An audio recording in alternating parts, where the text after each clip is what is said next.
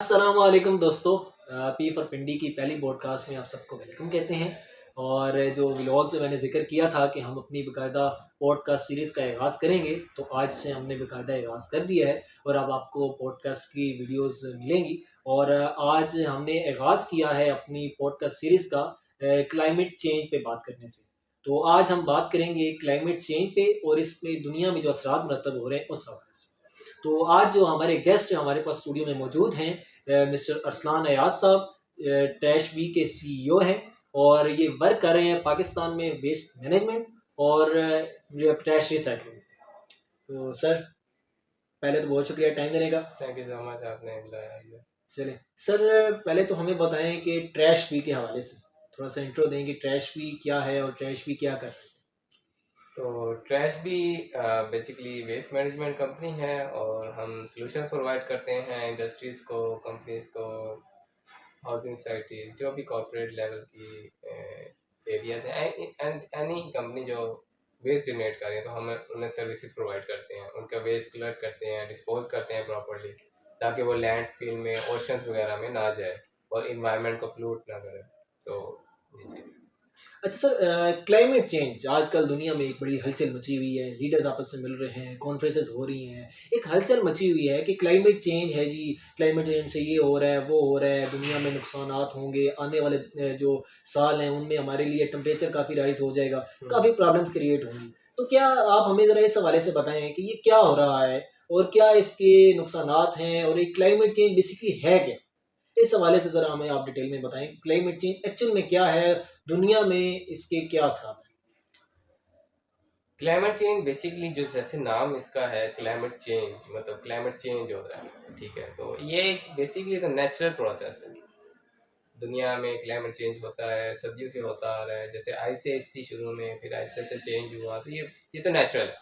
मसला अभी ये आ रहा है कि जब हमारा इंडस्ट्रियल रेवोल्यूशन आया है, तो इंडस्ट्रीज़ का लगना बहुत ज़्यादा हो गया है। अब इंडस्ट्रीज़ में बेसिक जो एनर्जी कंजप्शन मटेरियल है, वो कोल था, ऑयल था, ये सारी चीज़ें फॉसिल फ्यूल से। तो उनको जलाना एक बेसिक नीड बन गई है हमारी। तो उस वजह से क्लाइमेट चेंज के अंदर बहुत तेज़ी से इजाफा हो गया, मतलब क्लाइमेट बहुत तेज़ी से चेंज आना शुरू हो गया। किस किस वजह से? जब वो हम फॉसिल फ्यूल जलाते हैं तो वो बड़ गैसेस रिलीज करते हैं, like carbon dioxide, methane, nitrous oxide. ये हार्मफुल गैसेस हैं। इनकी मिकदार हमारे इन्वायरमेंट में है किसी खास परसेंटेज पे, लेकिन जब हम ये एक्स्ट्रा देने लग गए हैं ना, तो वो चीज़ अफेक्ट करने लगी है हमारे इन्वायरमेंट को। वो जो गैसेस जाती हैं हमारे एटमॉस्फियर में, वहाँ पर वो एक्यूमुलेट हो रही हैं, जमा हो रही हैं, और वो एक ब्लैंकेट बना रही है। तो सनलाइट जब आती है अंदर और वो हीट ट्रैप कर रही है उसको ना बेसिकली। तो ये सब प्रोसेस की वजह से हमारा ओवरऑल जो ग्लोबल टेम्परेचर है वो बढ़ रहा है। और वो टेम्परेचर जब बढ़ेगा तो पूरी दुनिया में एक अब्रप्ट चेंजेस आ रही हैं। जैसे कहीं पे बहुत ज़्यादा सर्दी हुआ करती थी, अभी उस तरह सर्दी नहीं है। क्यों? टेम्परेचर बढ़। अभी हम नवंबर है, तो अगर हम बचपन में देखें तो अक्टूबर में अभी काफ़ी ठंड हो जाती थी, जी जी। लेकिन अभी वो साल नहीं है। इवन पिछले साल आई थिंक दिसंबर में भी गर्मी थी, इतनी ज़्यादा ठंड नहीं थी जितना हम समझते थे कि हाँ दिसंबर आ गया। ये सब पूरे ग्लोबल चेंज आ रहा है, इससे बहुत ज़्यादा इफेक्ट्स हो रहे हैं। तो ये क्लाइमेट चेंज, इसको नाम दिया जा रहा है कि ये जो अफेक्ट करने ये बहुत। थोड़ा सा आप रोशनी डालें कि रिसेंटली अभी पाकिस्तान में फ्लड्स आए हैं और इन फ्लड्स में क्लाइमेट चेंज का कितना किरदार रहा है। अभी हमारे तकरीबन 70% पाकिस्तान में इस दफ़ा फ्लडिंग हुई और एक बहुत प्रॉब्लम क्रिएट हुई, लोग बेघर हुए और बड़ी एक प्रॉब्लम हमारे लिए बनी। तो क्या आप हमें बताएं इसमें कि क्या इसमें कितना हद तक क्लाइमेट चेंज का भी किरदार है इस फ्लडिंग में। तो क्लाइमेट चेंज की वजह से एक तो मेन रीज़न क्लाइमेट चेंज ही है, दूसरा रीज़न सिस्टम है। सिस्टम और रिस्पॉन्सिबिलिटी का मिलाप नहीं है बेसिकली। तो क्लाइमेट चेंज की अगर हम बात करें तो वो यही चीज़ है कि पाकिस्तान में इस वक्त दुनिया के सबसे ज़्यादा ग्लेशियर्स हैं, और क्योंकि ग्लोबली टेम्परेचर राइज हो रहा है, तो वो उसका इफेक्ट क्या हो रहा है कि हमारा ग्लेशियर्स मेल्ट हो रहे हैं। तो ग्लेशियर्स मेल्ट होने की वजह से सी लेवल राइज होता है। सी लेवल राइज होने की वजह से बहुत सारे जो फ्लडिंग और ये सारी चीज़ें प्लस जो एरियाज़ के इर्द गिर्द ग्लेशियर्स हैं लाइक हमारे नॉर्दर्न एरियाज़, तो वहाँ का पानी उन एरियाज़ में आता है जिसकी वजह से उधर फ्लडिंग हुई है। और साउथ में वो मानसून बारिशों की वजह से वो भी एक क्लाइमेट का फैक्टर उसकी वजह से हुई है। तो ये तो Pakistan is in one of the 20 countries जो बैडली अफेक्ट की रेंज रिस्क पे हैं क्लाइमेट चेंज की। तो ये क्यों इसी वजह से है कि हमारा ये सारा जो ग्लेशियर्स है और ये सारी चीज़ें हमारे पास काफ़ी ज़्यादा है। अच्छा सर, इस साल हमने देखा कि हमारी कंट्री में जो टेम्परेचर है वो बहुत ऊपर गया। इवन कि इस्लामाबाद में इस साल टेम्परेचर 45-46 था, क्योंकि ये मरी के भी करीब है, यहाँ पे ग्रीनरी भी ज़्यादा है, दरख्त भी ज़्यादा है, लेकिन उसके बावजूद इस्लामाबाद का टेम्परेचर काफ़ी ऊपर गया।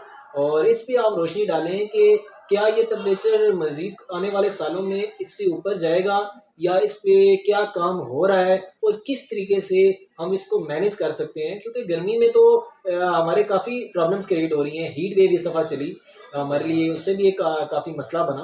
तो उस पर ज़रा रोशनी डालें।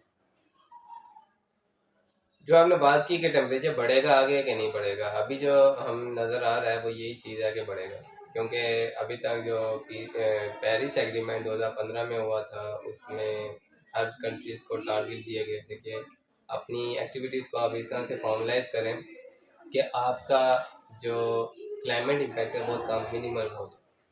और उसमें टेम्परेचर का जो डिसाइड हुआ था वो ये था कि 1.5 डिग्री तक आपने रखना है, लेकिन इंडस्ट्रियल रेवोल्यूशन की वजह से ये सारे फैक्ट्स हुए हैं, तो अभी तक हम 1.1 डिग्री तक अचीव कर चुके हैं। और 1.5 तो थोड़े अरसे की ही बात है जो हम अचीव कर सकते हैं। तो ऑब्वियसली टेम्परेचर तो बढ़ेगा, उस टेम्परेचर की वजह से अफेक्ट्स वगैरह ऑब्वियसली बढ़ेंगे और बहुत सारे मसले क्रिएट होने के चांसेस हैं। अच्छा, क्लाइमेट चेंज पे बात तो हो रही है, हम देख रहे हैं, लेकिन ये आपको इस बात पर रोशनी डालें कि पाकिस्तान में जो क्लाइमेट चेंज से असरात मुरतब हो रहे हैं, आपने बात की फ्लडिंग से भी, टेम्परेचर के हवाले से भी, तो क्या इस पे कोई काम हो रहा है कि हम किस तरह इसको कंट्रोल कर सकते हैं? क्यों, ओके, इस पे ज़रा आप रोशनी डालें। ठीक हो गया। हाँ, बेसिकली काम तो हो रहा है। काम तो देखिए ना, पेरिस एग्रीमेंट की जो मैंने बात की है वो यही है ना कि पूरी दुनिया के लीडर्स आपस में मिले, उन्होंने ट्रीटी साइन किया है पेरिस एग्रीमेंट में, पेरिस में, कि भाई ये चीज़ें आपने करनी है ताकि हम क्लाइमेट क्राइसिस से बच सकें। क्योंकि मसला ये है कि क्लाइमेट किसी एक कौम का मसला नहीं, पूरी दुनिया इसकी गिरफ्त में है और हर एक को अब समझ लगना आना शुरू हो भी गई है, लेकिन नहीं भी आ रही। मतलब कि 2015 में ये चीज़ हुई है और फिर भी उसके बाद कोल वगैरह के प्लांट्स लगे हैं, ऑयल के प्लांट्स लगे हैं, तो मतलब कि वो चीज़, वो सीरियसनेस नहीं आ रही। अभी आना शुरू हुई है थोड़ी और ज़्यादा, कि जब एकदम से इफेक्ट्स बहुत ज़्यादा शुरू हो गया। तो काम तो हो रहा है। अभी COP27 हुआ है इजिप्ट में, तो काम तो चल रहा है, लोग मिल रहे हैं आपस में, लीडर्स मिल रहे हैं, सोच रहे हैं क्या करें क्या करें, लेकिन वो टारगेट्स अचीव नहीं हो रहे। वजह यह है कि इस चेंज को लाने के लिए हमें हर बंदे की जिम्मेदारी है, एक ग्लोबल चेंज की जिम्मेदारी है, ग्लोबल एक हैबिट की जिम्मेदारी की ज़रूरत है कि हम इस चीज़ को अपनी ज़िंदगी का हिस्सा बना लें कि हमने इन्वायरमेंट फ्रेंडली जाना है। ठीक है ना, मतलब हमारा ज़िंदगी जो है वो उसका कार्बन फुटप्रिंट कम से कम हो। जब हम इसको बॉदर ही नहीं करेंगे तो ऑब्वियसली कोई बात ही नहीं करेंगे और कोई इसमें चेंज नहीं आ सकता। तो काम तो हो रहा है, लेकिन उस तरह नहीं हो रहा कि जिस तरह से अफेक्ट्स हमें, रिजल्ट हमें चाहिए उस तरह से। अच्छा, जैसे कि आपने अपनी ऑर्गेनाइजेशन का इंट्रो करवाया कि आप पाकिस्तान में वेस्ट मैनेजमेंट और ट्रैश रिसाइकलिंग में वर्क कर रहे हैं, आप काइंडली रोशनी डालेंगे कि इसका किस हद तक किरदार है कि आप क्लाइमेट चेंज के जो इफ़ेक्ट्स हैं उनको कम करने के लिए आपका इदारा क्या काम कर रहा है, और हमारे जो देखने वाले व्यूअर्स हैं वो आपको किस हद तक अप्रोच करके और आपकी हेल्प कर सकते हैं कि हम इस प्रॉब्लम को रिजॉल्व करें। इवेंचुअली ये एक नेशनल इशू है, और हम सबको मिल के बैठना होगा, इस पे काम करना होगा, क्योंकि ये हमारे एक इंडिविजुअली ये हल मसला नहीं होगा। हमें इसे गवर्नमेंट लेवल पे लेके जाना होगा, नेशनल वाइज हमें सबको इसमें किरदार अदा करना होगा।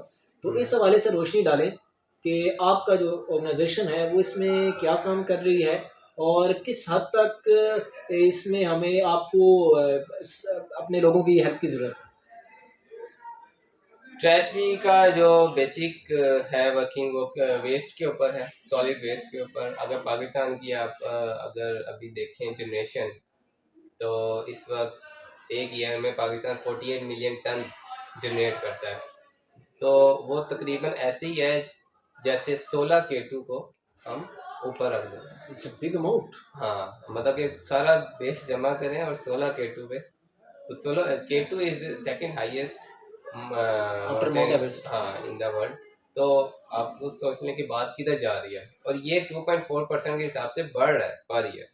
कलेक्शन कितनी हो रही है, 60%, वो भी किधर जाता है, लैंडफिल में जाता है, ओशंस में जाता है। 40% हमें गली मोहल्लों में भी नजर आ रहा होता है।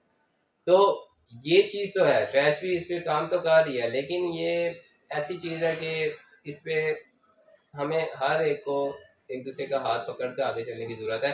क्योंकि देखें, जब हम जिम्मेदारी नहीं लेंगे तो आगे वैसे जितना मर्जी सिस्टम हो, आप फैसल मस्जिद आप चले जाएंगे, डस्टबिन लगी हुई हैं, सिस्टम है उधर, सब कुछ है, जी जी। लोग आगे बाहर फेंकते हैं। क्यों? क्यों? क्योंकि वो अवेयरनेस का नहीं है। वो बेसिक चीज जो है कि मैं अपने पाकिस्तान को घर समझूं अपना, तो वो चीज ही नहीं है। मतलब देखे ना, मैं अपने घर में होता हूँ तो मैं साफ सुथरा रखता हूँ, नीट एंड टाइडी रखता हूँ कि भाई इसको गंद नहीं मचाना। डस्टबिन रखी होती है, जब हर कमरे में डस्टबिन है, और बिल्कुल। जाके उधर फेंकना है। रोजाना सफाई होती है, मैं खुद भी करूंगा, शर्म महसूस नहीं करूंगा, क्यों, मेरा घर है पाकिस्तान। लेकिन जैसे ही मैं घर से बाहर निकलता हूँ तो रैपर गली में। अच्छा, ये भी बात है कि हम मुस्लिमान हैं अल्हम्दुलिल्लाह, और हमारा तो 50% जो ईमान है वो बेस करता है क्लीननेस, सफाई नेस ईमान है। लेकिन सबसे ज़्यादा मैस भी हम क्रिएट कर रहे हैं, नहीं, लापरवाह एज अ होल आप नहीं कह सकते हैं कि सबसे ज्यादा मैस मुसलमान क्रिएट कर रहे हैं, बाहर लेकिन के ऐसा मुल्कों देख में भी। लें, पाकिस्तान में देख लें, पाकिस्तान में तो यही हो रहा है। पाकिस्तान की बात करें, लेकिन ओवरऑल ओवरऑल जो है वो आप ये नहीं कह सकते कि जो अंग्रेज हैं या जो बाकी इंग्लैंड, मुस्लिम कंट्रीज हैं। हाँ, अमेरिका के हो गए, वो भी कर रहे हैं, और उनका थोड़ा सा इस तरह का सिस्टम होता है कि वो वही बात है, अपना कंट्री साफ कर कर और लेस डेवलप कंट्रीज के अंदर वो अपना कचरा ट्रांसपोर्ट एक्सपोर्ट कर देते हैं। तो इवन उनके उधर भी मसले हैं, बीचेस के ऊपर लिटर कर देते हैं लोग, और ओशंस के अंदर उनका जो है वो जाता है। मसले हैं, पूरी दुनिया का इस वक्त अभी ये मसला है। हाँ, पाकिस्तान का ये है कि इधर सिस्टम का भी इशू है। कि हमने एक सिस्टम यही नहीं बनाया हुआ। हाँ, इधर सिस्टम का भी इशू है, तो उसकी वजह से भी इफेक्ट्स बहुत ज़्यादा हो जाते हैं। तो बहुत शुक्रिया अरसलान साहब आपका टाइम देने का। आज हमारे साथ मौजूद थे मिस्टर अरसलान, नहीं, ये CEO। चीज़ आप एकदम से खत्म कर दिए पॉडकास्ट। इसके बाद हमने करना है, तो अरसलान साहब आपकी कंपनी के साथ मिलना चाहें लोग, और कैसे हम इसको आगे बढ़ा सकते हैं, आप क्या सोल्यूशन देते हैं, मतलब क्या आप हमें सजेस्ट करते हैं हम क्या करें, फिर उसके बाद ये एंडिंग करेंगे। अच्छा अच्छा अच्छा, अरसलान साहब आप हमें क्या सजेस्ट करेंगे, सजेशन देते हैं कि इस पे हम मिलके कैसे काम कर सकते हैं, और जो हमारे व्यूअर्स हैं, लोग अगर आपके साथ जुड़ना चाहें, आपके साथ मिलके काम करना चाहें, तो आपको कैसे अप्रोच कर सकते हैं? अच्छा, हमने तो क्लीनिंग ड्राइव्स भी स्टार्ट की हुई हैं, और मोस्टली प्लेसेस पे जाकर क्लीन करना, क्योंकि ये मैं ये समझता हूँ भाई ये मेरा घर है, तो मुझे किसी की ज़रूरत नहीं है तो कोई आए। तो अगर हर कोई ये समझेगा तो ऑब्वियसली हर कोई उधर पहुँच कर उसकी सफाई करेगा, और वो पूरा पाकिस्तान ऑटोमेटिकली क्लीन हो जाएगा। तो ये चीज़ तो है। दूसरा ये है कि आप अप्रोच हमें लिंक्डइन के थ्रू कर सकते हैं, वेबसाइट के थ्रू है, फेसबुक, इंस्टाग्राम, उसमें आप हमें अप्रोच करें। हम क्लीनिंग ड्राइव के लिए अनाउंस करेंगे इंशाल्लाह आगे नेक्स्ट जब होगी। और इवन अगर आपने कोई अपनी वेस्ट सर्विस लेनी है हमसे, वेस्ट कलेक्शन या डिस्पोजल सर्विस, कोई कंपनी लेना चाहती है, कोई हाउसिंग सोसाइटी लेना चाहती है, तो हमें कांटेक्ट कर सकते हैं। हम मिलके चलेंगे तो जल्दी इफेक्ट्स आएंगे अच्छे, और जल्दी हम इस चीज़ को कैटर कर सकते हैं। अरसलान साहब, मैं आपकी क्लीनिंग ड्राइव का खुद भी हिस्सा रहा हूँ, और हमने रिसेंटली 2-3 क्लीनिंग ड्राइव्स की, उसमें मैं हिस्सा था, और हमारे व्यूअर्स के भी नॉलेज में होगी। वीडियो हमने अपनी क्लीनिंग ड्राइव की जो उनके साथ की थी, प्रॉपर मैंने अपलोड की है, और उसका बड़ा अच्छा फीडबैक आया, और बहुत सारे लोगों ने मुझे पर्सनली DM किया कि हम आपके साथ जुड़ना चाहते हैं। तो ये बात वही आ जाती है कि एक बंदा कुछ इनफरादी तौर पर ये मसला हल होने वाला नहीं, हमें सब ने मिलके चलना है और साथ देना पड़ेगा। और हमें, ये हमारा मुल्क है, बाहर से आके कोई हमारी हेल्प नहीं करने हमें वाला, किसने आना जी। तो हमने खुद ही अपने प्रॉब्लम्स को रिजॉल्व ऐसी करनी है। है। पाकिस्तान भी हमारा घर है, और इसको हमने अपने घर की तरह इसका ख्याल रखना है। हमने सबने साथ मिलके चलना है, इनके साथ क्लीनिंग ड्राइव का हिस्सा बने, और इनके साथ ट्रैश भी के साथ जुड़ें। ये जो एक हमारा इशू है, इस पे ये बड़ा अच्छा काम कर रहे हैं, और हम सबको मिलके साथ चलना होगा, और हमें इस अपने इशू को खुद ही रिजॉल्व करना है। कोई बाहर से हमारी हेल्प करने नहीं आएगा, हमें खुद ही मिल बैठ के इस पे काम करना है। अरसलान साहब फेसबुक पे भी हैं, इंस्टाग्राम पे भी हैं, इनकी वेबसाइट भी है, लिंक्डइन पे भी हैं, तो इनकी जो डिटेल्स हैं वो मैं डिस्क्रिप्शन में भी ऐड कर दूंगा। और आप इनके साथ कांटेक्ट करें और उनके साथ जुड़ें। अरसलान साहब बहुत शुक्रिया थैंक यू। आज की पॉडकास्ट के लिए टाइम देने का, और इंशाल्लाह अरसलान साहब मज़ीद भी हमारी पॉडकास्ट का हिस्सा रहेंगे और हम इनको इनवाइट करते रहेंगे, डिफरेंट टॉपिक्स पे हम बात करेंगे। आज की हमारी पॉडकास्ट का यहाँ पे इख्तिताम होता है। उम्मीद करता हूँ आप लोगों को हमारी आज की ये पॉडकास्ट पसंद आई होगी। नेक्स्ट आने वाली वीडियो तक के लिए, नेक्स्ट आने वाली पॉडकास्ट के लिए अल्लाह हाफिज़।